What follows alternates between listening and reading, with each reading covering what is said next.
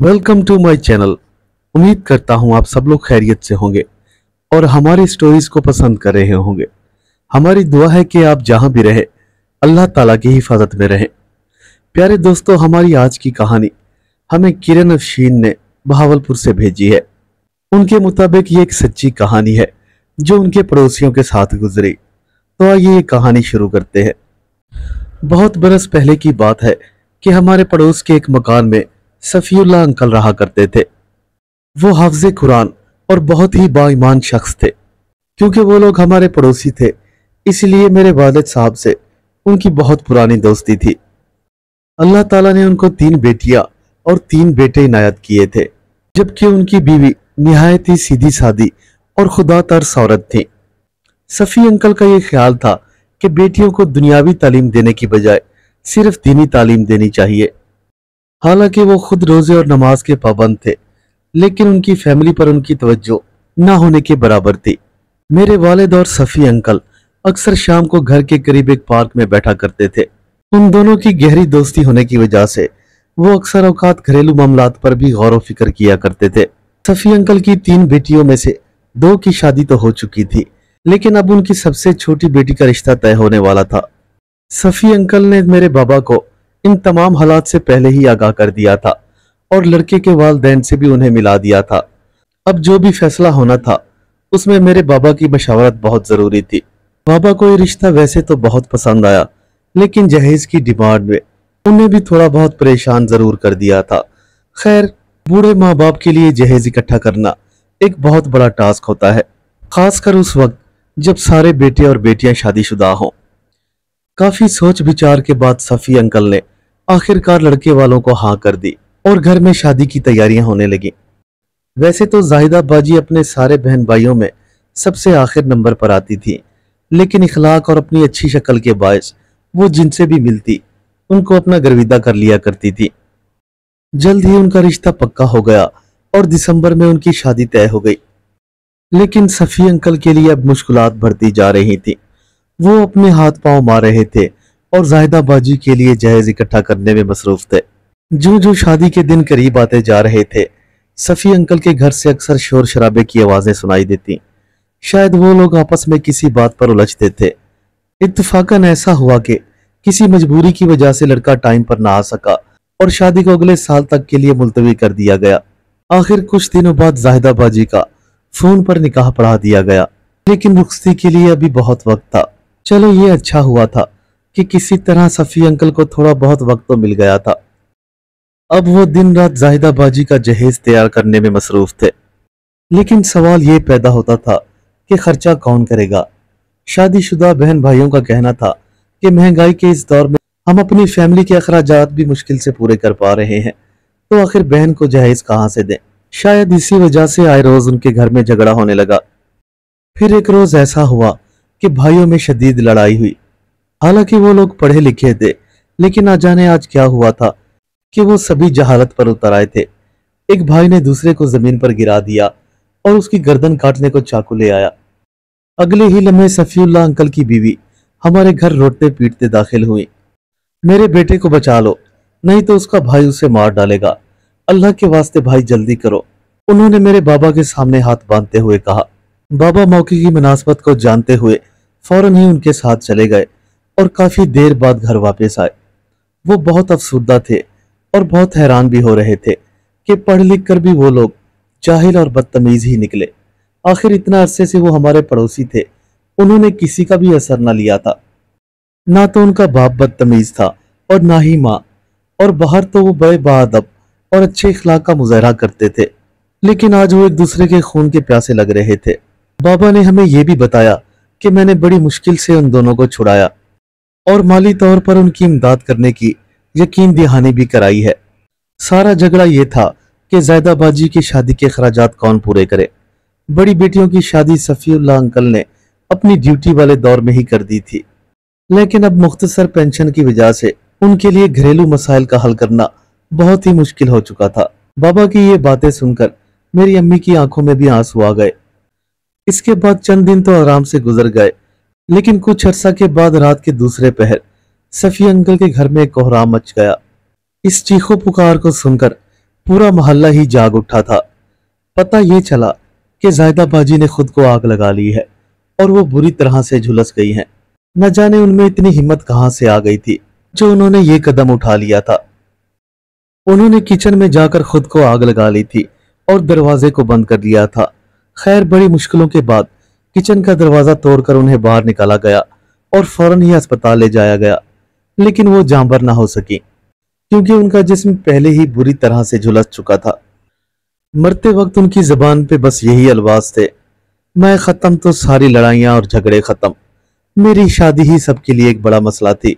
बस मुझे शादी नहीं करनी, नहीं करनी मुझे शादी। क्यों तुम एक दूसरे को मारने मरने पे तुले हो। इतना कहते कहते जाहिदा बाजी हमेशा हमेशा के लिए दुनिया छोड़कर चली गई। पूरा मोहल्ला ही जाहिदा बाजी के मर जाने पर बहुत अफसुर्दा था और बाज लोग तो उनके खिलाफ बातें भी बना रहे थे। आखिर कभी कभी ऐसा भी होता है कि कोई हराम मौत मारा जाए। लड़की तो ऐसी ना थी। अरे जरूर कोई चक्कर रहा होगा।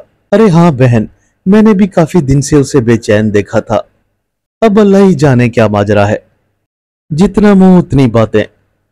न जाने लोग ऐसे मौकों पर भी किसी की दिल आजारी करने से बाज नहीं आते, लेकिन लोगों के मुंह भला कौन बंद कर सकता है। खैर, ज़ैदा बाजी को सुपुर्द खाक कर दिया गया और तकरीबन एक हफ्ते के बाद उनके घर में अजीबो गरीब वाकयात होने लगे। कभी सफ़ी अंकल के घर में आग लग जाती, तो कभी किचन में, कभी स्टोर रूम में, तो कभी उनके बिस्तरों पर। आखिर एक दिन तो हद ही हो गई।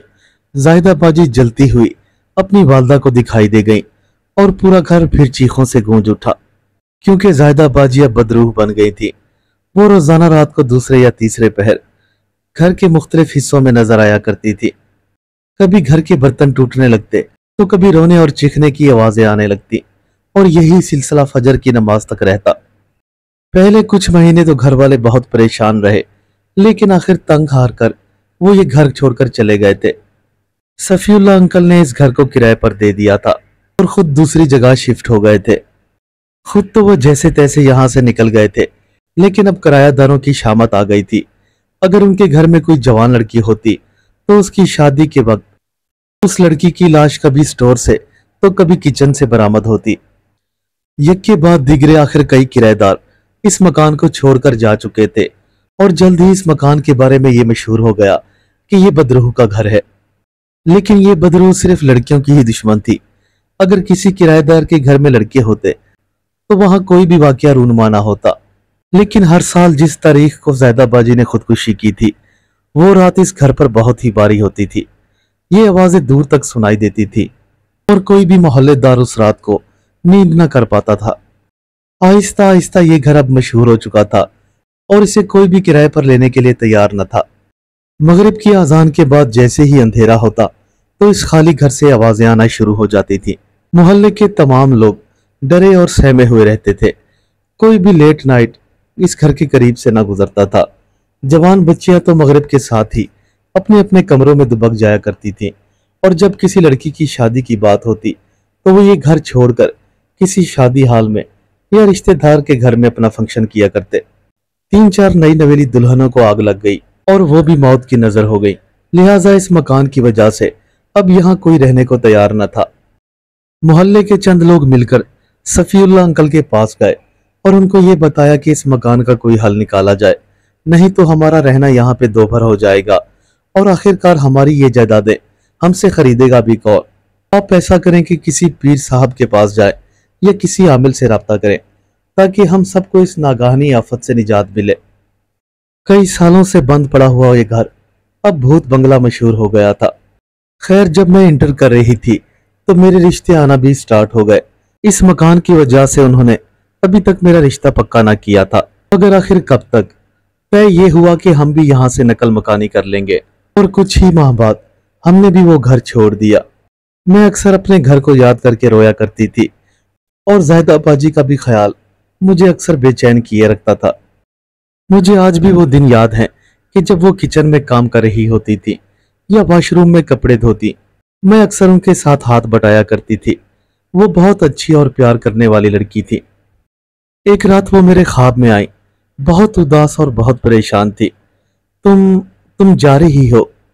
अरे बाबा, तुम यहाँ से ना जाओ, मैं तुम्हारे आसरे पर तो यहीं रहती हूँ, आखिर तुम चली जाओगी तो वो वीरान घर मुझे खाने को दौड़ेगा। प्लीज तुम लोग मत जाओ, मैं तुम्हें कभी भी नुकसान नहीं पहुंचाऊंगी, तुम तो मेरी दोस्त थी। बस इतना कहकर वो मेरे ख्वाब से चली गई और मेरी आंख खुल गई। सुबह मैंने ये ख्वाब अम्मी को सुनाया और जिद की कि हम अपने घर में वापस चले जाएं। लेकिन अम्मी ने मेरी एक न सुनी और मुझे खामोश रहने को कहा। मेरी बेटी, हम अब वहां नहीं जा सकते, हमें वहां की कोई भी खबर नहीं कि कैसे हालात हैं।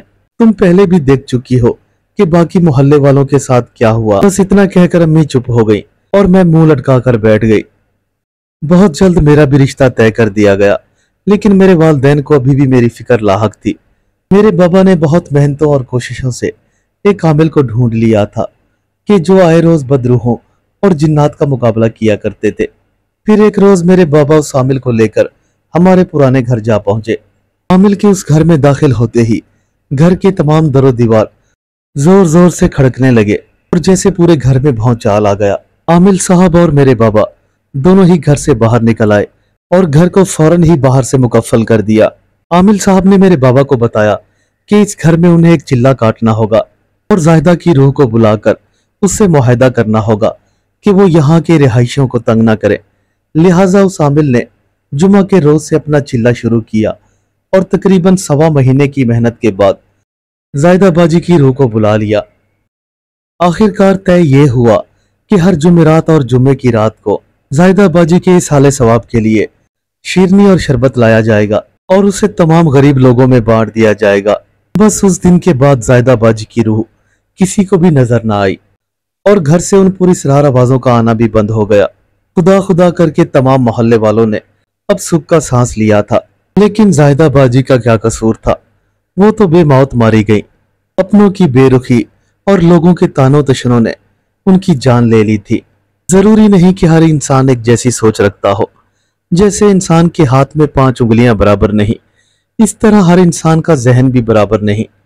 कोई जज्बाती तो कोई समझदार होता है, लेकिन बात सिर्फ ख्याल और एहसास की होती है। माँ बाप तो अपनी औलाद पर अपनी सारी जिंदगी निछावर कर देते हैं, लेकिन औलाद ना जाने क्यों एक दूसरे की भी खैर खा नहीं बनती। आज के इस अफरा तफरी के दौर में हमें अपने प्यारों को संभालना चाहिए और जहां तक मुमकिन हो सके उनकी जरूरियात का भी ख्याल रखना चाहिए। उम्मीद करता हूं मेरे दोस्तों को आज की कहानी पसंद आई होगी। हमारे चैनल को सब्सक्राइब करें और दोस्तों के साथ शेयर करना ना भूलें। मिलते हैं कल एक नई कहानी के साथ, तब तक के लिए अल्लाह हाफिज।